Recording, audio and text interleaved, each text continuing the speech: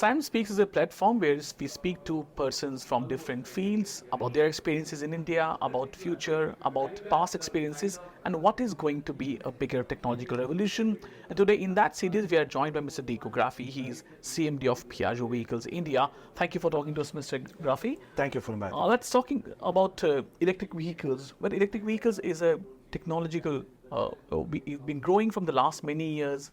We have seen the technology growing from nowhere to a good, very good, is in a steady platform now. People are buying them; they are excited about them.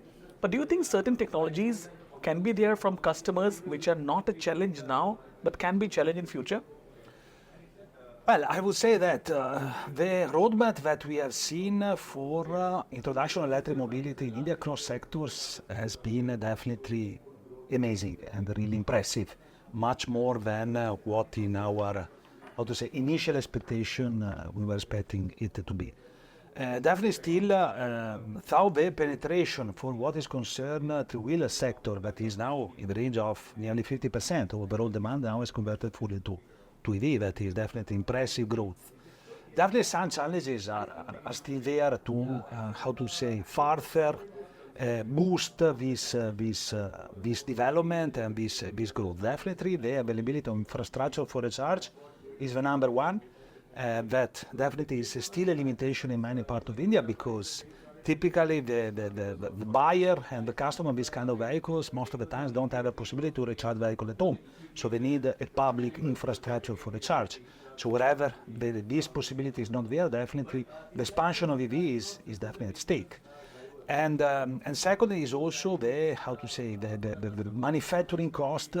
I would say that is the production cost of this vehicle that is still a challenge, and it still requires the presence of subsidy coming from local or central government to subsidize the purchase of this vehicle. I would say these are the two main challenges that I see as of now. How do you see Indian market's adaptability or overall access when it comes to different battery types? Battery types are swappable batteries or maybe different varieties. How do you see Indian markets evolving in terms of batteries? Well, we are lucky as a player of EV in three-wheeler space because we have both the technology since a long time. So at first we started our roadmap into EV with the battery swap only. And now we have present in both the technology with variegated experience depending on the part of India where we are decided to apply. Definitely battery swap going forward can be a very positive response to the needs of the customer, mainly range anxiety and price of acquisition, provided that there is again adequate infrastructure for battery swap. The big limitation for this technology to be spread across India is the high cost of infrastructure compared to a normal fixed battery solution. What are the big trends emerging when we compare battery swapping technology to fixed battery system in India and across the world?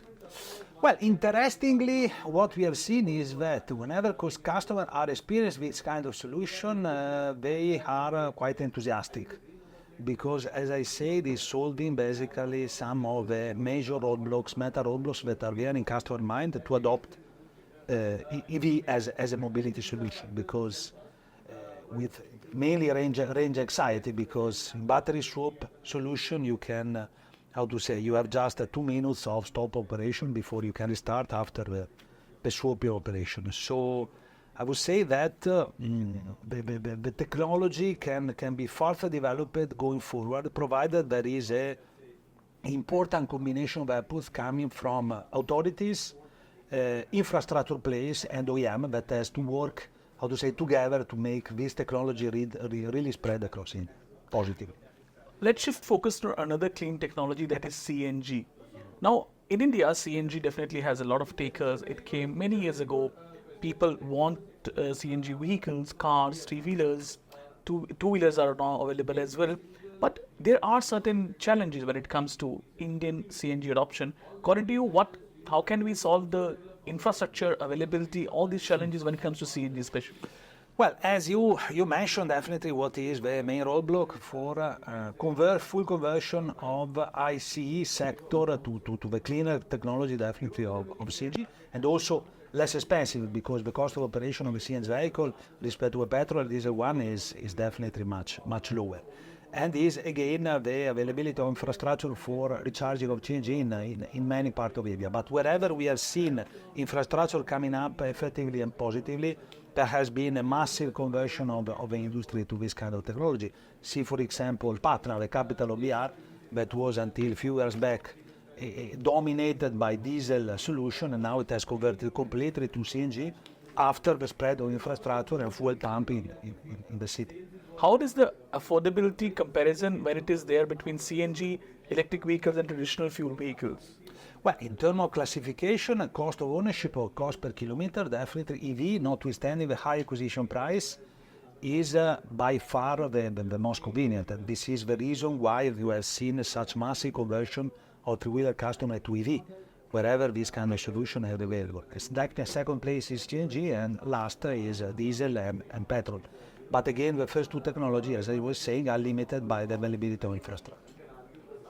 Pleasure talking to you, Mr. Graffi. Thank you. Thank you.